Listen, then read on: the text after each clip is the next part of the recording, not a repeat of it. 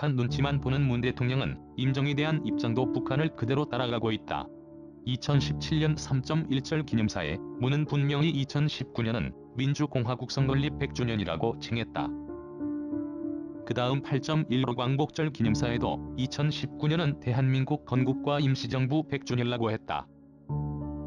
그런데 막상 건국 100주년이 북한의 반발에 부딪히자 건국이라는 단어는 쏙 빼고 임시정부 수립만을 전면에 내걸었다. 역사관도 북한의 뜻대로 바꾸는 것이다.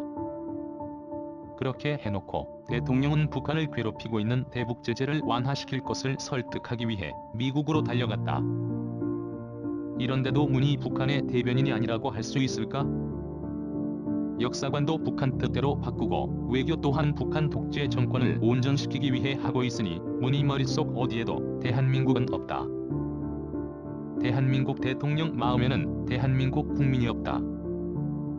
서울시 청사에 현수막까지 내붙이며 요란을 떨고 있는 임정 100주년 기념식에 대통령이 보이지 않는다.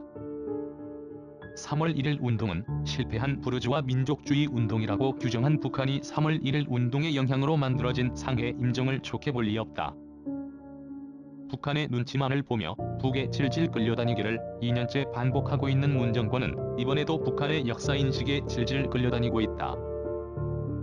북이 참석하지 않으니 김이 한껏 빠진 임정 100주년 기념식에 대통령도 참석하지 않음은 당연한 결과였다.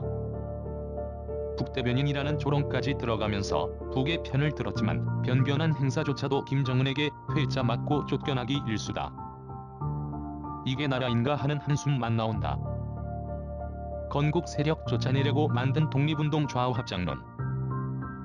희대의 역사 사기극. 이 나라 건국 세력을 쫓아내기 위해 만들어진 임정 건국설은 북한의 역사관과도 궤를 달리하는 허무맹랑한 공리공론이었다.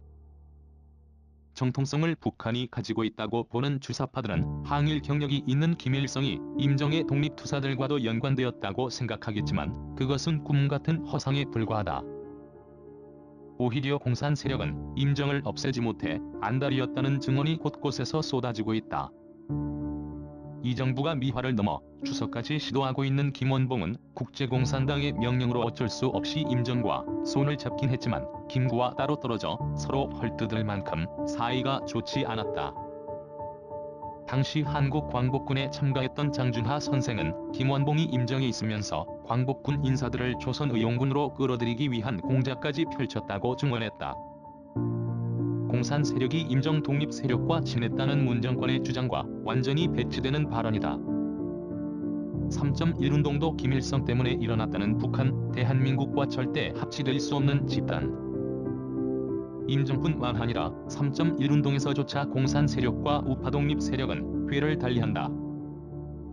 우리는 5등은으로 시작되는 기미독립 선언서를 3.1 운동의 시발점으로 보고 있는 반면 북한은 3.1 운동 또한 김일성의 아버지 김형직이 주도한 평양 만세 운동으로 시작되었다고 보고 있다. 말은 3.1 운동을 기념한다고 하지만 북한과 한국이 바라보는 3.1 운동의 관점은 엄연히 다른 것이다. 역사를 이용해 국내 우파 세력을 쫓아내기 위해 북한과 손잡은 문 정권이 그런 사실을 덮고 다짜고짜 3.1 운동으로 인해 만들어진 임정 100주년 행사를 함께 기념하자 손을 내미니 북한은 단호하게 거부한 것이다. 북한과 대한민국의 역사관은 절대로 합치될 수 없는 것이다. 대통령은 국가기념식에 불참하면서까지 트럼프를 만나기 위해 미국으로 달려갔다. 이번 한미 정상회담은 평화 쇼가 좌초 위기인 현 시국에서 문 대통령이 얼마나 다급한지 단적으로 보여준 사건이다.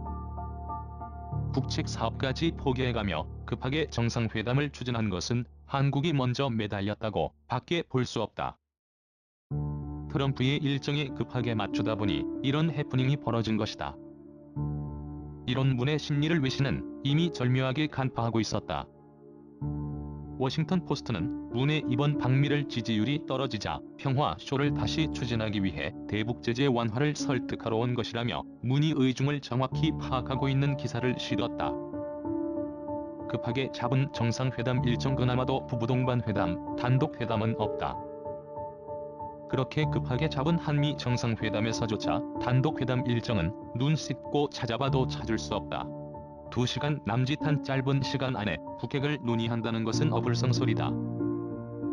게다가 부부 동반 회담이라고 하니 한미 정상 간 진지한 논의는 사실상 물거품이 됐다고 보는 것이 맞을 것이다. 문제는 이 같은 형식을 미국에서 먼저 제안했다는 것이다. 앞서 워싱턴 포스트가 보도했듯이 이러한 정상회담 일정 일부는 이미 미국 정계에서 문 대통령의 의도를 모두 파악하고 있다는 것으로 해석할 수 있다. 그렇기에 단순 외유성 회담으로 전락한 이번 정상회담 일정을 트럼프 대통령이 문에게 보내는 답변으로 본다면 핵폐기 전의 대북 제재 해제 요구는 꺼내지도 말라는 것이다. 아예 논의 자체를 하지 않겠다는 것이다. 김현철 임명 강행으로 대북 제재 구멍내기 선언한 문이 대북 제재에 구멍 낼 것이라는 미국의 의심이 사실로 확정된 순간은 김현철 통일부 장관의 임명이었을 것이다. 실제로 현 정부에서 외교 상황 노릇을 하고 있는 문정인 외교안보 특보는 김현철을 임명하면 미국도 어쩌지 못할 것이라는 대담한 발언을 하기도 했다. 국회의 결사 반대에도 임명을 강행한 문 대통령의 의중을 간접적으로 내비친 것이다. 북한을 둘러싸고 있는 촘촘한 그물망에서 어떻게든 구멍을 내 그 구멍으로 달려나 현물을 퍼주겠다는 것이 주사파 정권의 계획이다. 문이 주구장창 주장하고 있는 개성공단 재개와 금강산 관광 재개도 남북 화해와 평화를 이룩하려는 것이 아니라 대북 제재에 구멍을 뚫기 위한 전략적 판단이라고 보는 것이 합당할 것이다. 부부 동반 단독회담이라는 기상천외한 외교 참사를 어용 언론들은 뭔가 획기적 외교 진전인 것처럼 포장하기 바쁘다.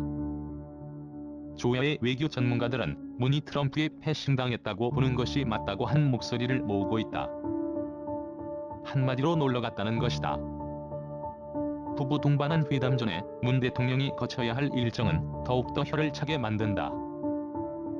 일국의 정상을 마치 단계를 거치듯 폼페이오 국무장관과 펜스 부통령을 만나고 트럼프 대통령을 만나도록 일정이 예정돼 있다. 대표적 대북 강경론자인 폼페이오와 펜스를 전면에 배치해 문 대통령을 교육해 보려는 의도가 다분해 보인다. 대북 제재 해제를 설득하러 간 문 대통령이 오히려 미 정부의 참모들에게 설득당하도록 일정을 잡은 것이다. 이런 이례적 회담 일정은 북한 대변인 노릇을 하고 있는 문 대통령에게 보내는 강력한 메시지로 해석할 수 있다.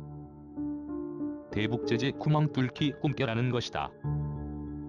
미국의 전문가들은 이번 한미 정상회담에서 문재인 대통령이 제재 완화를 통해 북한을 설득하려 했지만 빅딜을 선호하는 트럼프 대통령과 간극을 줄이지 못했다고 설명했다. 게리 세이모어 전 백악관 대량살상무기 조정관은 문재인 대통령이 하노이 회담 이후 교착 상태에 빠진 미북 대화에 동력을 제공하기 위해 워싱턴을 찾았지만 큰 진전을 이루지 못했다고 말했다. 세이모어 전 조정관은 11일 문 대통령이 빅딜 접근을 계속 선호하고 더 많은 실질적 비핵화 조치에 앞서 제재를 완화하지 않겠다는 트럼프 대통령의 대북 접근법을 바꾸도록 설득하지 못했다고 말했다. 그러면서 이제 문 대통령이 할 수 있는 일은 북한 김정은 위원장에게 미국과의 정상회담을 원한다면 실무회담에 나서야 한다고 설득하는 것이라고 덧붙였다. 세이모어 전 조정관은 이어 트럼프 대통령이 북한과의 3차 정상회담 가능성을 언급했고 앞서 미국은 북한과 실무회담을 재개할 준비가 됐다고 말했던 만큼 이제 미북 대화에 대한 결정은 북한에 달려있다고 말했다.